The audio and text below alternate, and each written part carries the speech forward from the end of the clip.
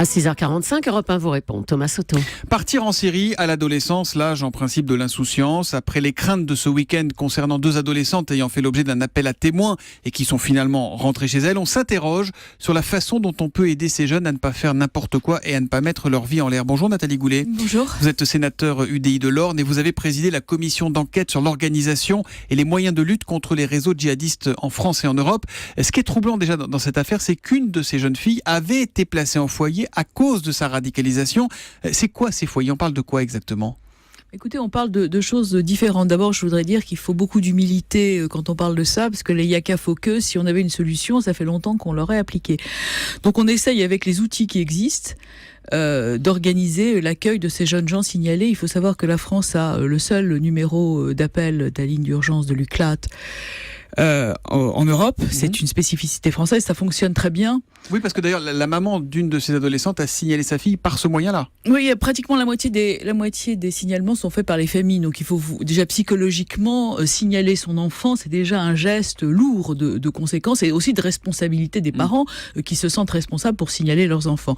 Donc cette ligne marche bien, si j'ose dire, on est au-dessus de 8000 signalements aujourd'hui, ce qui est énorme. Et donc il faut maintenant gérer ces 8000 jeunes gens en déshérence. Cette jeune fille n'a pas été placée dans ce qu'on appelle les fameux centres de déradicalisation, c'est pas la même chose. Je ne crois pas que ça fonctionne encore complètement aujourd'hui. On est un peu perdu. Il y a une vraie politique de déradicalisation aujourd'hui. Il y a quelque chose de clair, d'organisé, de structuré en France, où c'est en train de se mettre en place. Ça se met en place. On a commencé un peu tard sur un phénomène nouveau qu'on n'a pas vraiment complètement appréhendé, parce qu'on est toujours un peu en France dans l'ex-post, pas dans l'ex-ante. Les Anglais ont pas vu venir. Les Anglais ont commencé bien plus tôt, les Allemands aussi, évidemment les Saoudiens très tôt puisqu'il y avait l'Afghanistan. Ce que je veux dire, c'est qu'on utilise les outils qui existent. On a commencé par le centre de Madame Bouzard qui avait le mérite d'exister, mérite d'exister. Centre de prévention contre les dérives sectaires liées à l'islam. Qui existe. Ensuite, on a utilisé la Mivilude, qui est la mission contre les sectes, les dérives sectaires. Ça veut dire qu'on traite les radicalisés comme les membres d'une secte. On les a traités comme ça. On a utilisé ce qui existe. Et dans chaque préfecture aujourd'hui, on a d'abord utilisé le centre de prévention de la délinquance, auquel on a ajouté la radicalisation, bien que ce soit pas exactement la même chose. Et chaque préfecture gère aujourd'hui son quota de jeunes gens en déshérence. Mais qu'est-ce qu'on fait faire aux jeunes concrètement pour les déradicaliser ? Alors, je connais pas la totalité des programmes, mais de mon expérience et de ce que j'ai vu à l'étranger, il y a plusieurs méthodes. La première méthode, c'est déjà de tester, parce que c'est en cela que les évaluations sont très importantes. On a toujours en France une difficulté d'évaluation des politiques publiques. Mais là, c'est pas comme on dépense de l'argent pour rien. On laisse des bombes à retardement dans nos rues. Donc, d'abord, il faut une évaluation pour voir si ces gens sont vraiment prêts à se déradicaliser, à revenir. En fait, la déradicalisation, c'est plutôt la reconstitution du lien citoyen. Qu'est-ce qui fait que ces gens ont rompu avec la citoyenneté ?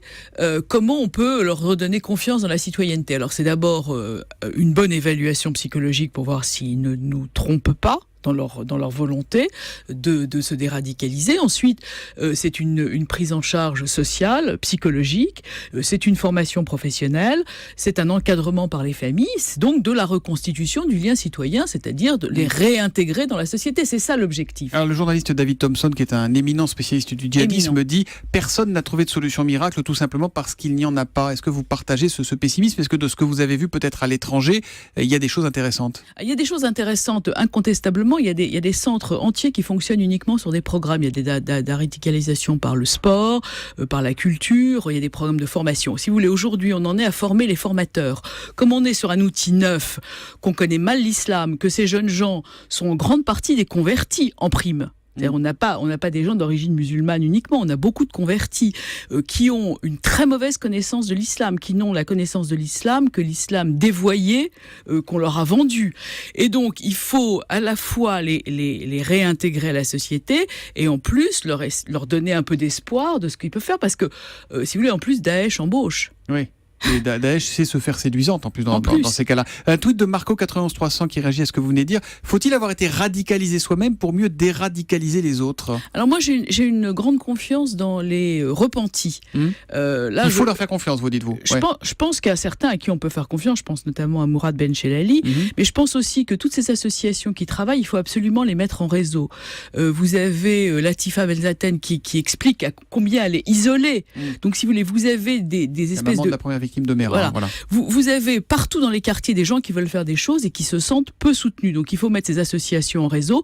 Et puis j'ai la faiblesse de croire que des exemples positifs peuvent être utiles. Vous savez qu'on a au Sénat une opération qui s'appelle le talent des cités, où on récompense des gens qui, dans les quartiers, ont fait des choses, ont créé des entreprises, etc. Moi, je crois qu'il faut redonner de l'exemplarité, il faut redonner des modèles positifs aux jeunes des banlieues et ailleurs, de façon à ce qu'ils aient envie de participer à la société. Il faut faire de l'éducation. C'est ça la réponse. Mais ce que je vous dis, la reconstitution du lien citoyen, donc vous comprenez bien que 1, c'est une opération nouvelle, 2, ça va prendre du temps, et 3, il faut former les outils. Le gouvernement est très motivé, mais c'est extrêmement difficile. Et on se donne les moyens de tout ça ou pas? Tweet de Cathy JGD. Est-ce que financièrement, est-ce que la France met les moyens aujourd'hui? Il y a les moyens, et c'est pourquoi j'ai demandé pendant le budget du ministère de l'Intérieur une évaluation, parce qu'on peut se tromper, mais pas longtemps. Donc il faut absolument évaluer aujourd'hui toutes les associations qui travaillent pour voir ce qui ne fonctionne pas. Et de ce qui ne fonctionne pas, on arrivera à améliorer le dispositif. Merci Nathalie Goulet d'être venue en direct sur Europe 1 ce matin. Vous êtes, je le rappelle, le sénateur UDI de l'Orne.